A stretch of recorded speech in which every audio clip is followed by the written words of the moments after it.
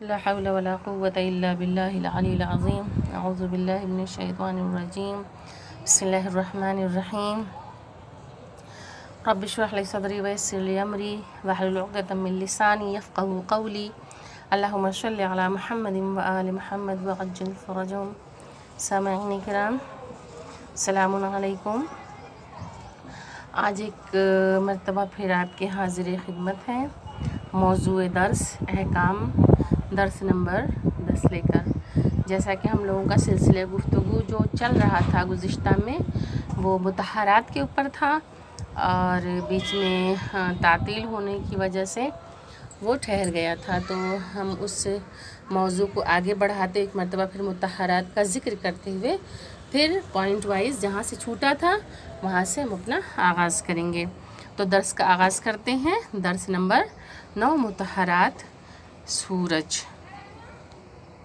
जैसा कि बताया जा चुका है, मुतहरात की किस्में 12 चीज़ें नजासत को पाक करती हैं और उनको मुतहरात कहते हैं, जिसमें से नंबर 1 पानी, नंबर 2 ज़मीन, नंबर 3 सूरज, नंबर 4 इस्तिहाला, नंबर 5 इनक़लाब, नंबर 6 इंतकाल, नंबर 7 इस्लाम, नंबर 8 तबईयत, नंबर 9 आइन नजासत का बरतरफ होना, नंबर 10 नजासत खाने वाले हैवान का इस्तिबरा, नंबर 11 मुसलमान का गायब होना, नंबर 12 ज़िब्ह हुए हैवान के बदन से खून का खारिज होना। तो आज हम पढ़ते हैं मुतहरात में इस्लाम के बारे में।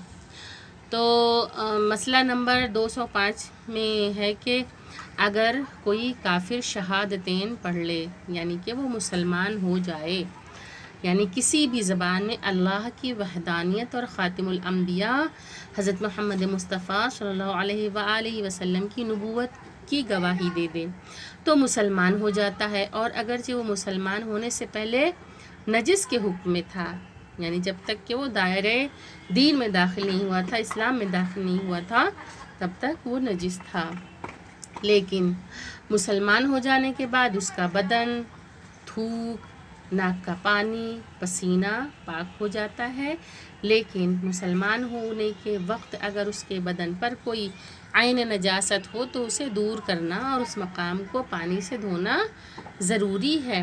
बल्कि अगर मुसलमान होने से पहले ही आइन नजासत दूर हो चुकी हो, तब भी एहतियात वाजिब की बिना पर उस मकाम को पानी से धो डाले, यानी जहाँ भी बदन के जिस भी हिस्से में आइन नजासत लगी हुई थी। और आइन नजासत आप लोगों को बताया जा चुका है कि कौन कौन सी चीज़ें आइन नजिस में शुमार होती हैं।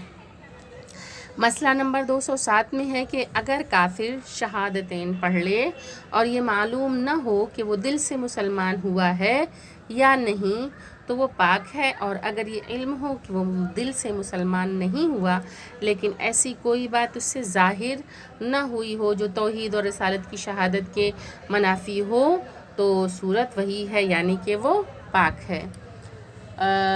जैसा कि हम लोग देखते हैं कि कुछ लोग अगर कन्वर्ट हो के दार इस्लाम में दाखिल होते हैं तो हमारे जहन में एक चीज़ चलती, पता नहीं वो दिल से मुसलमान हुआ है या नहीं हुआ है।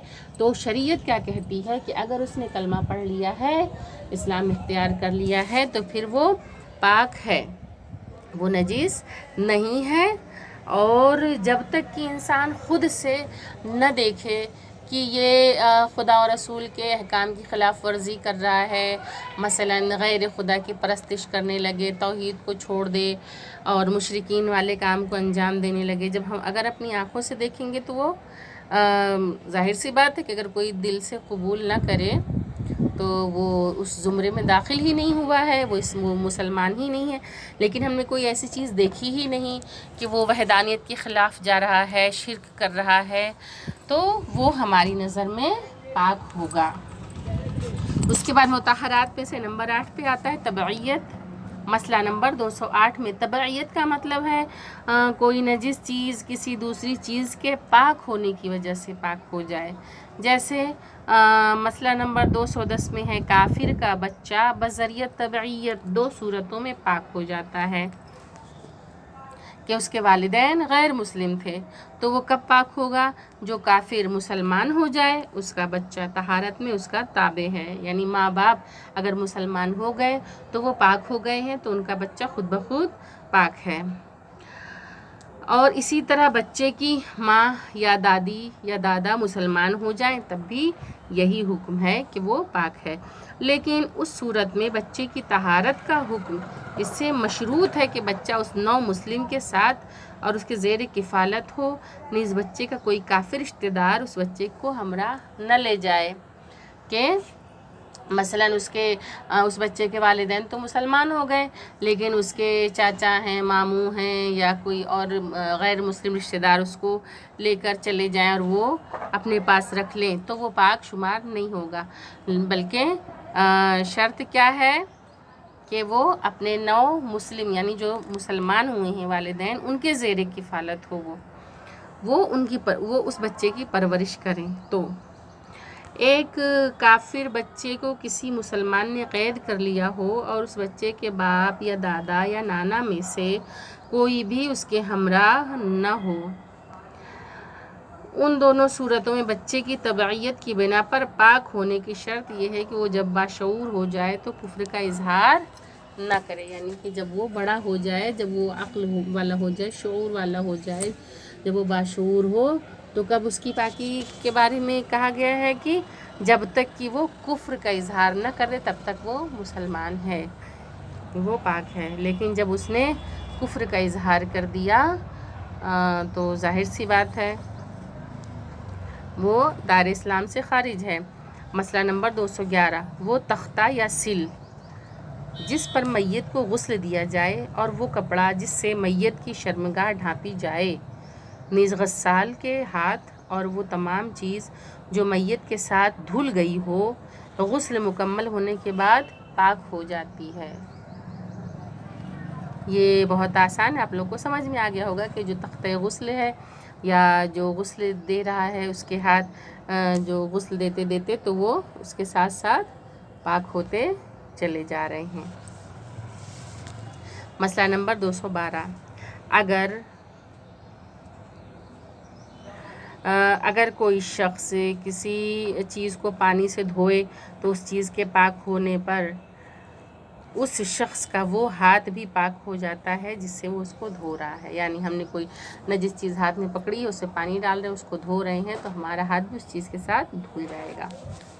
मसला नंबर 214, जब तक नजिस बर्तन को कलील पानी से धोया जाए तो वो पानी जो बर्तन को पाक करने के लिए उस पर डाला जाए, उसके बह जाने के बाद जो मामूली पानी उसमें बाकी रह जाए वो पाक है। उसके बाद मुतहरात नंबर उसमें से 9वें नंबर पे है आइन नजासत का दूर होना। मसला नंबर 215, अगर किसी हैवान का बदन आइन नजासत मसलन खून या नजिस शुदा चीज़ मसलन नजिस पानी से आलूदा हो जाए तो जब वो नजासत दूर हो जाए हैवान का बदन पाक हो जाता है। और यही सूरत इंसानी बदन के अंदरूनी हिस्सों, मिसाल के तौर पे मुंह या नाक और कान के अंदर वाले हिस्सों की है कि वो बाहर से नजासत लगने से नजिस हो जाएंगे और जब नजासत दूर हो जाएगी तो पाक हो जाएंगे। लेकिन नजासत दाखिली मसलन दांतों के रीखों से खून निकलने से बदन का अंदरूनी हिस्सा नजिस नहीं होता। और यही हुक्म है कि जब किसी खारजी चीज़ को बदन के अंदरूनी हिस्से में नजासत दाखिली लग जाए तो वो चीज़ नजीस नहीं होती। इस बिना पर अगर मसनूई दांत मुंह के अंदर दूसरे दांतों के रीखों से निकलने वाले खून से आलूदा हो जाएं तो उन दांतों को धोना लाजिम नहीं है। लेकिन अगर उन मसनूई दांतों को नजिस ग़िज़ा लग जाए तो उनका धोना लाजिम है।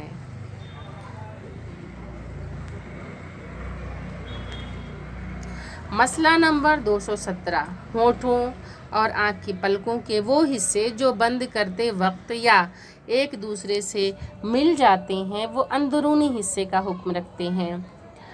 अगर उस अंदरूनी हिस्से में खारिज से यानी बाहर से कोई नजासत लग जाए तो उस अंदरूनी हिस्से को धोना ज़रूरी नहीं है।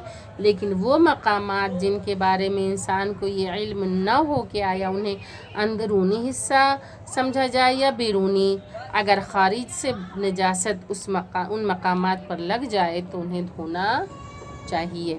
उसके बाद मसला नंबर 218, अगर नजिस मिट्टी कपड़े या खुश्क कालीन, दरी या ऐसी ही किसी और चीज़ को लग जाए और कपड़े वग़ैरह को यूं झाड़ा जाए कि नजिस मिट्टी उससे अलग हो जाए तो वो कपड़ा और दरी पाक है और धोने की ज़रूरत नहीं है। ये रहा दर्स अहकाम, जिसका PDF आप लोगों को भेजा जा चुका है और आप लोग उसको बग़ौर मुतालिया करें और उसका ऑडियो बनाकर हम तक भेजें। जो मसला समझ में ना आए उसे आप लोग दरियाफ़्त कर सकते हैं। व आखिरु दावाना अनिल हम्दुलिल्लाहि रब्बिल आलमीन। अल्लाहुम्मा सल्लि अला मुहम्मद व आले मुहम्मद व अज्जिल फ़रजहुम। अस्सलामु अलैकुम, खुदा हाफिज़।